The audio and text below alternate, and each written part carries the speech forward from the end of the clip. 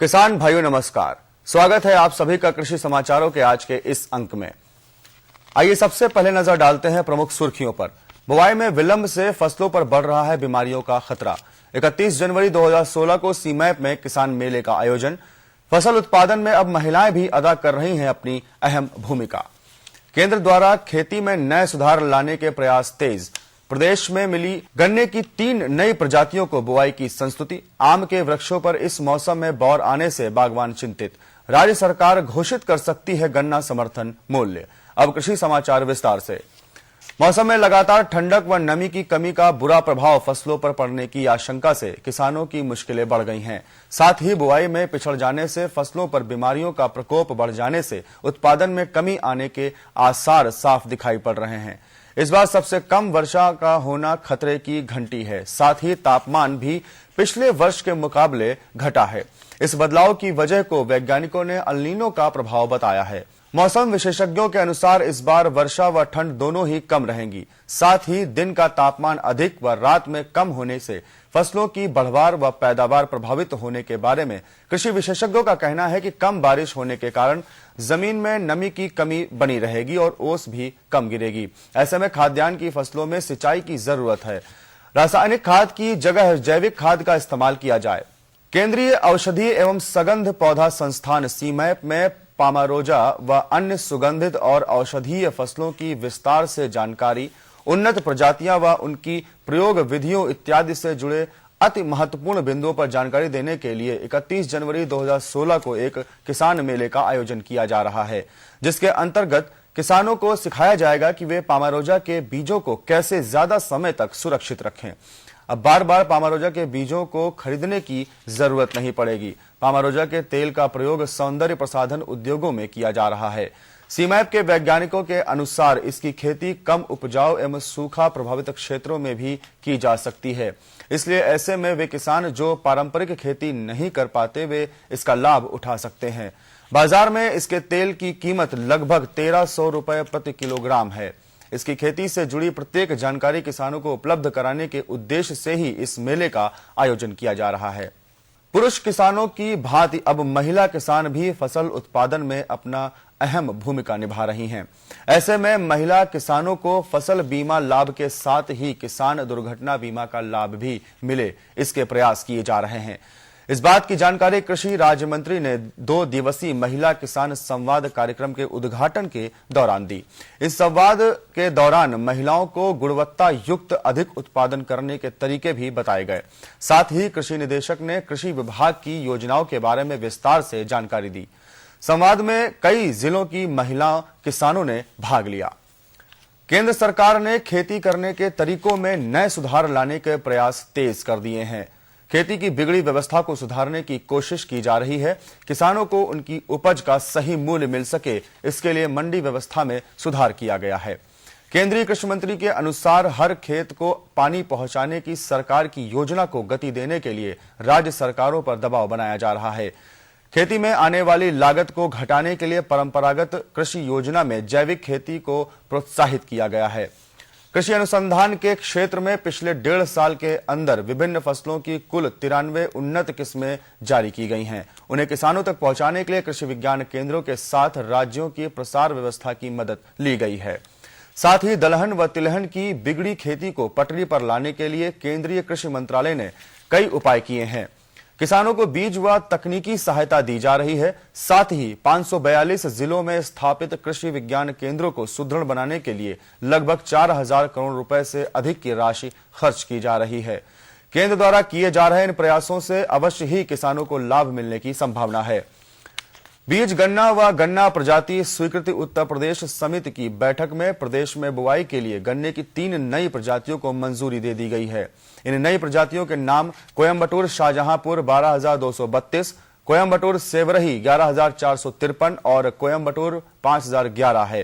कोयम्बटूर 5011 प्रजाति को अभी तक सिर्फ पश्चिमी उत्तर प्रदेश में ही बुआई की स्वीकृति दी गई थी, पर अब इसे मध्य व पूर्वी उत्तर प्रदेश के लिए भी मंजूरी दे दी गई है। जलवायु परिवर्तन के चलते आम के बागों में समय से पहले बौर दिखने से किसान बहुत ही परेशान हैं। कृषि विशेषज्ञ इसे फसल विहीन व छलावा बौर की संज्ञा दे रहे हैं। राजधानी के मलिहाबाद फलपट्टी क्षेत्र में इस बार कम बरसात होने और ठंड न पड़ने से आम के बगीचों में अगैती बौर निकल आया है। कहीं कहीं ये बौर फूलने की स्थिति में है। इससे बागवान काफी परेशान हैं। किसान इस बौर को बचाने के लिए बागों में पानी भर रहे हैं। किसानों का कहना है इसे बचाने के लिए यदि कीटनाशक का छिड़काव किया गया तो दवा की गर्मी से ये बौर और बड़ा होकर बर्बाद हो जाएगा। जो बौर जनवरी फरवरी माह में फ्लावरिंग स्टेज पर होता है वो बौर दिसंबर के पहले सप्ताह में ही दिखाई देने लगा था, जो अब किसानों की परेशानी का सबब बना हुआ है। विशेषज्ञों का कहना है कि इस बौर को बचाने के प्रयास तो किए जा रहे हैं, लेकिन ठंड के कारण फूलों में फसल होना असंभव है। राज्य कैबिनेट की बैठक में गन्ना समर्थन मूल्य घोषित किए जाने की पूरी संभावना है, लेकिन मौजूदा पेराई सत्र में भी गन्ना मूल्य बढ़ने की संभावना कम है। बीते 2 पेराई सत्र में गन्ना समर्थन मूल्य में कोई वृद्धि नहीं की गई।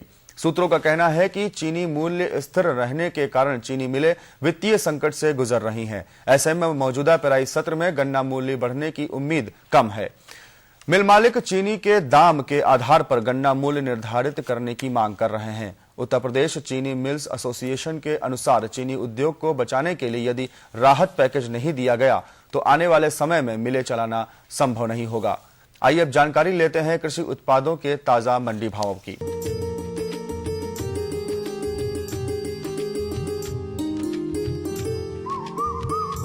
गेहूं इलाहाबाद में 1685 रुपए प्रति क्विंटल, लखनऊ में 1660 रुपए प्रति क्विंटल, शाहजहांपुर में 1620 रुपए प्रति क्विंटल और आजमगढ़ में 1575 रुपए प्रति क्विंटल के भाव से रहा। चना इलाहाबाद में 5580 रुपए प्रति क्विंटल, लखनऊ में 5600 रुपए प्रति क्विंटल, शाहजहांपुर में 5350 रुपए प्रति क्विंटल और आजमगढ़ में 5480 रुपए प्रति क्विंटल के भाव से रहा। चावल इलाहाबाद में 1980 रुपए प्रति क्विंटल, लखनऊ में 2075 रुपए प्रति क्विंटल, शाहजहांपुर में 2175 रुपए प्रति क्विंटल और आजमगढ़ में 2080 रुपए प्रति क्विंटल के भाव से रहा। अरहर इलाहाबाद में 8700 रुपए प्रति क्विंटल, लखनऊ में 8190 रुपए प्रति क्विंटल, शाहजहांपुर में 8850 रुपए प्रति क्विंटल और आजमगढ़ में 11600 रुपए प्रति क्विंटल के भाव से रहा। सरसों इलाहाबाद में 4450 रुपए प्रति क्विंटल, लखनऊ में 4425 रुपए प्रति क्विंटल, शाहजहांपुर में 4345 रुपए प्रति क्विंटल और आजमगढ़ में 4160 रुपए प्रति क्विंटल के भाव से रहा। गुड़ इलाहाबाद में 3100 रुपए प्रति क्विंटल, लखनऊ में 2700 रुपए प्रति क्विंटल, शाहजहांपुर में 2350 रुपए प्रति क्विंटल और आजमगढ़ में 2870 रुपए प्रति क्विंटल के भाव से रहा। आलू इलाहाबाद में 490 रुपए प्रति क्विंटल, लखनऊ में 600 रुपए प्रति क्विंटल, शाहजहांपुर में 445 रुपए प्रति क्विंटल और आजमगढ़ में 550 रुपए प्रति क्विंटल के भाव से रहा। प्याज इलाहाबाद में 975 रुपए प्रति क्विंटल, लखनऊ में 1250 रुपए प्रति क्विंटल, शाहजहांपुर में 1180 रुपए प्रति क्विंटल और आजमगढ़ में 1380 रुपए प्रति क्विंटल के भाव से रहा। टमाटर इलाहाबाद में 1550 रुपए प्रति क्विंटल, लखनऊ में 1800 रुपए प्रति क्विंटल, शाहजहांपुर में 1600 रुपए प्रति क्विंटल और आजमगढ़ में 1420 रुपए प्रति क्विंटल के भाव से रहा। अदरक इलाहाबाद में 3570 रुपए प्रति क्विंटल, लखनऊ में 3650 रुपए प्रति क्विंटल, शाहजहांपुर में 3400 रुपए प्रति क्विंटल और आजमगढ़ में 3650 रुपए प्रति क्विंटल के भाव से रहा। लहसुन इलाहाबाद में 10,975 रुपए प्रति क्विंटल, लखनऊ में 9,000 रुपए प्रति क्विंटल, शाहजहांपुर में 8,050 रुपए प्रति क्विंटल और आजमगढ़ में 9,125 रुपए प्रति क्विंटल के भाव से रहा। सेब इलाहाबाद में 4,810 रुपए प्रति क्विंटल, लखनऊ में 4,850 रुपए प्रति क्विंटल, शाहजहांपुर में 4,125 रुपए प्रति क्विंटल और आजमगढ़ में 5,700 रुपए प्रति क्विंटल के भाव से रहा। केला इलाहाबाद में 1,960 रुपए प्रति क्विंटल, लखनऊ में 1,650 रुपए प्रति क्विंटल, शाहजहांपुर में 1,450 रुपए प्रति क्विंटल और आजमगढ़ में 1,680 रुपए प्रति क्विंटल के भाव से रहा। तो किसान भाइयों, ये थे आज के अंक के कृषि समाचार और मंडी भाव। अगले अंक में हम फिर उपस्थित होंगे, तब तक के लिए नमस्कार। तो और बताओ बस। अरे ये क्या भैया जी, बस इतनी सी रासायनिक खाद? किसानी छोड़ रहे हो क्या? किसानी नहीं, नादानी छोड़ रहे हैं। मिट्टी की जांच कराई है।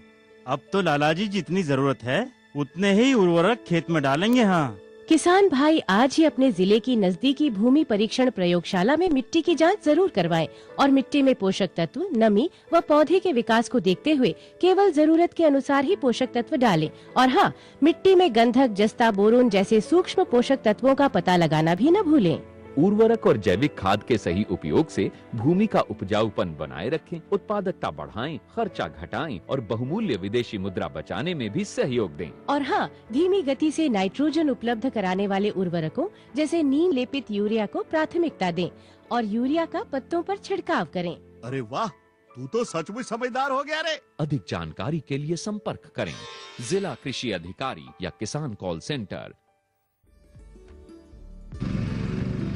नई तकनीक सभी को अच्छी लगती है।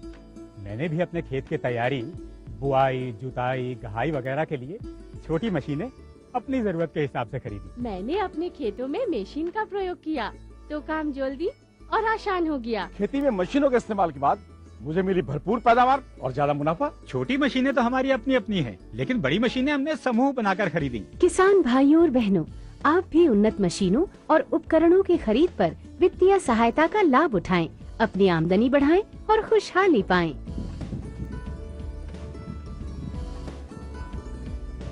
हो गया।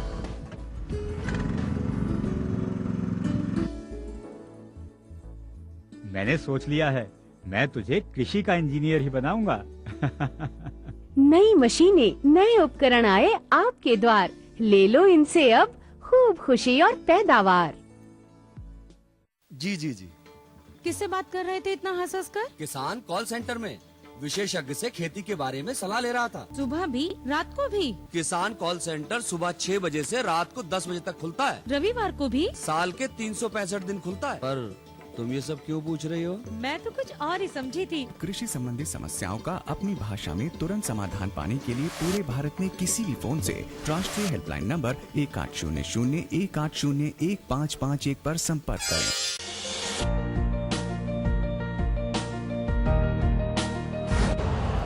यूरिया का स्वदेशी उत्पादन 70 लाख टन बढ़ाने के लिए 6 उर्वरक संयंत्रों का उद्धार किया जा रहा है। FCIL के गोरखपुर, सिंदरी, तलचर और रामागुंडम संयंत्र, HFCL की बरौनी इकाई और BVFCL की नामरू फोर्थ। सोने पर सुहागा ये है कि देश में अब बनेगा सिर्फ नीम लेपित यूरिया, क्योंकि इससे होगा किसानों का फायदा ही फायदा।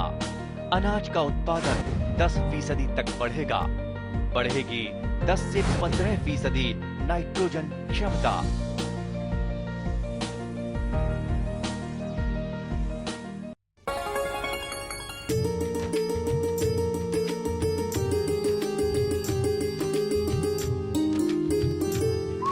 किसान भाइयों नमस्कार। कृषि समाचारों के बाद कार्यक्रम में आप सभी का स्वागत है।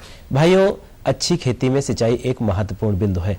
अगर हमारी सिंचाई अच्छी होती है तो हमारा उत्पादन भी ठीक रहता है और हमें अच्छा लाभ प्राप्त होता है।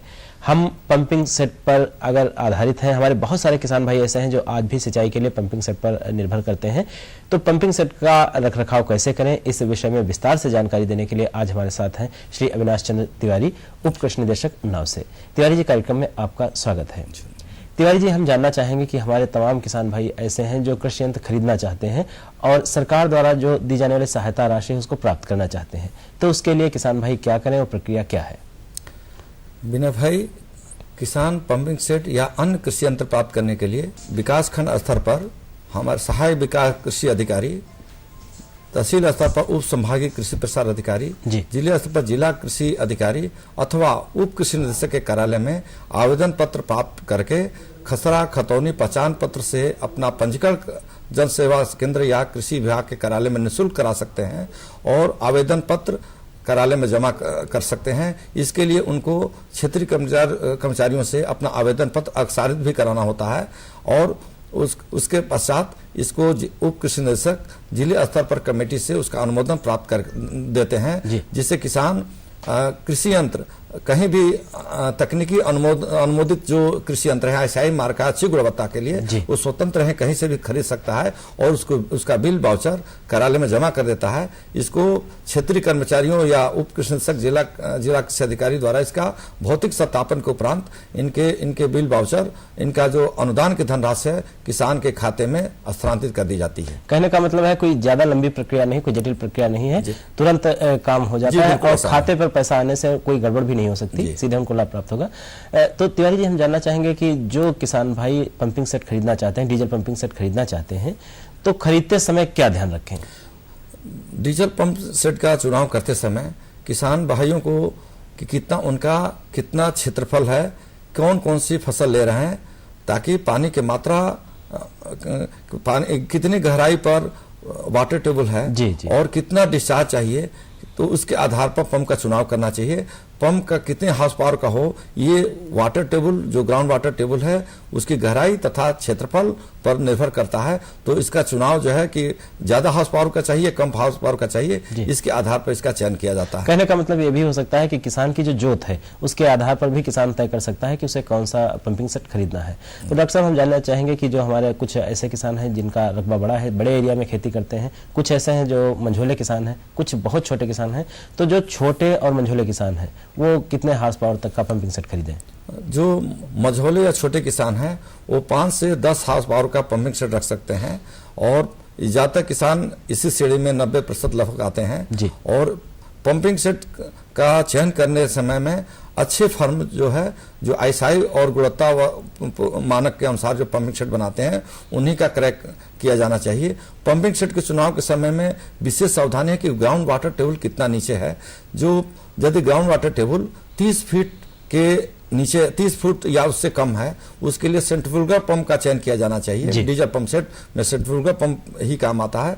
और यदि पानी की वाटर टेबल, ग्राउंड वाटर बहुत नीचे है, 30 फुट या उससे नीचे है, उसके लिए सबमर्सिबल पंप का चयन किया जाना चाहिए। और इसी के आधार पर जो है पंप सेट अच्छे फर्म से क्रय किया जाना चाहिए। जी डॉक्टर साहब, आपने बहुत बढ़िया बताई जानकारी कि किसान भाई कौन से पंप सेट को इस्तेमाल करें, खरीदें।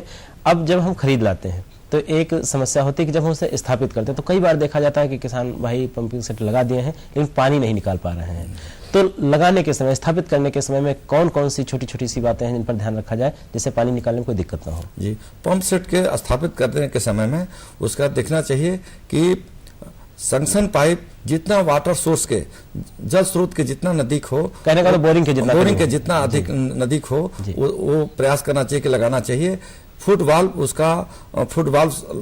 ताकि जो उसमें कोई डेब्रिस वगैरह, उसमें कोई या मिट्टी का कण वगैरह अधिक न उसमें ना आवे, कूड़ा कचरा ना आवे।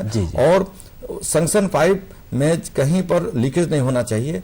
पंप सेट स्थापित करते समय पंप का सैफ्ट और पावर यूनिट, चाहे ये डीजल पंप सेट का सैफ्ट है, ये दोनों का कपलिंग का अलाइनमेंट सही होना चाहिए ताकि जो है कोई आवाज ना आवे और पावर का कंजम्पशन कम हो। डीजल कम होने के लिए अलाइनमेंट होना जरूरी है। उसका जो प्लेटफॉर्म है वह कंक्रीट का बना चाहिए और उसमें नट बोल्ट से वो अच्छी तरह से टाइट हो। डिस्चार्ज पाइप अधिक ऊंचाई पर ना हो और डिस्चार्ज पाइप संक्शन पाइप से कुछ अधिक होना चाहिए, जिससे कि पंप सेट से अच्छा डिस्चार्ज जो है अच्छा निकल सके।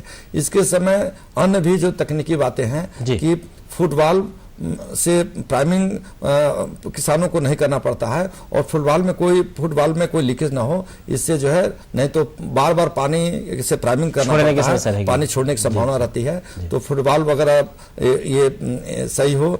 कहीं पर देखा जाता है कि ये संक्शन पाइप में कहीं जहां ज्वाइंट है वहां फ्लैंज में गैस्केट या तो डाई हो गया रहता है, तो उसको लुब्रिकेंट से उसका लुब्रिकेशन होना चाहिए और कहीं लीकेज नहीं होना चाहिए।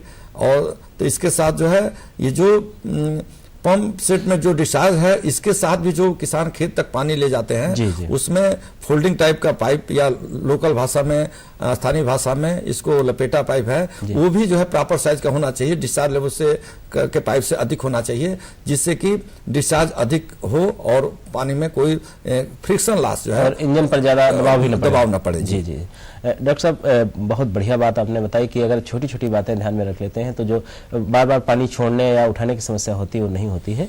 अब एक चीज़ और कि जब इंजन चलता है तो उसमें हम डीजल का भी प्रयोग करते हैं, डीजल डालते हैं, मोबिल भी डालते हैं, तो ये चीज़ें बहुत महत्वपूर्ण हैं। इनका कैसे हम प्रयोग करें और क्या क्या सावधानी रखें? डीजल हमेशा ऑथराइज्ड डीलर से ही, authorised dealer authorised pumping station से ही डीजल खरीदना चाहिए, ताकि उसमें किसी तरह की मिलावट ना हो और इसमें कोई उसमें कचरा ना हो। इसको छना हुआ मतलब साफ हो।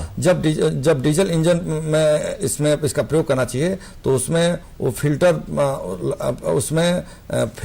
छान करके उसमें डालना चाहिए, जिस तरह से जिससे उसमें कोई इंजन में किसी तरह की रुकावट ना हो। कहने का मतलब मिलावट ना हो और डीजल साफ सुथरा हो। ये तो बात हो गई डीजल की। मोबिल ऑयल पर भी ध्यान रखना चाहिए कि कब बदलें, कितने समय बाद बदलें, थोड़ा सा उस पर बताइए। जी किसान भाइयों, ये 100 घंटे के वर्किंग आवर पर 100 घंटे यदि डीजल पंप सेट चल जाता है तो उसका जो है उसका लुब्रिकेशन में मोबिल ऑयल उसको बदल देना चाहिए। इससे जो है पावर का कंजम्पशन कम हो जाता है और डीजल की खपत कम होती है और डिस्चार्ज अधिक आता है। तो किसान भाइयों को ऑयल फिल्टर भी इसको साफ करते रहना चाहिए और उसका भी 1 साल में उसका बदलाव कर देना चाहिए। जी डॉक्टर साहब, एक और महत्वपूर्ण बात कि चूंकि इंजन चलता है तो गर्म भी होता है, तो जो क्या जाड़े का मौसम और गर्मी का मौसम, इसमें भी कुछ अंतर होता है इसके चलाने में या बराबर चलाया जा सकता है? ये डीजल पंप सेट हमेशा किसी भी समय में ये चलाया जा सकता है। इसके ये पंपिंग सेट में लगातार पानी लेने से कभी कभी जो पानी का जो स्रोत है वो बहुत नीचे चला जाता है। तो ये सलाह दी जाती है कि 7-8 घंटे के बाद फिर गैप कर देना चाहिए, ताकि फिर से पानी सीपेज होकर के वो स्रोत के पास आ जाए, जल स्तर बना रहे। अन्यथा लगातार रहने से कभी कभी जो है वहाँ पर पानी की संक्शन पाइप में पानी कम हो जाता है किसान भाई और एयर निकलने लगता है। कुछ पंपिंग सेट में दिक्कत आ रही इसलिए हो रहा है। तिवारी जी, आज आप हमारे कार्यक्रम में आए, हमारे किसान भाइयों को इतनी अच्छी जानकारी दी, इसके लिए बहुत बहुत धन्यवाद।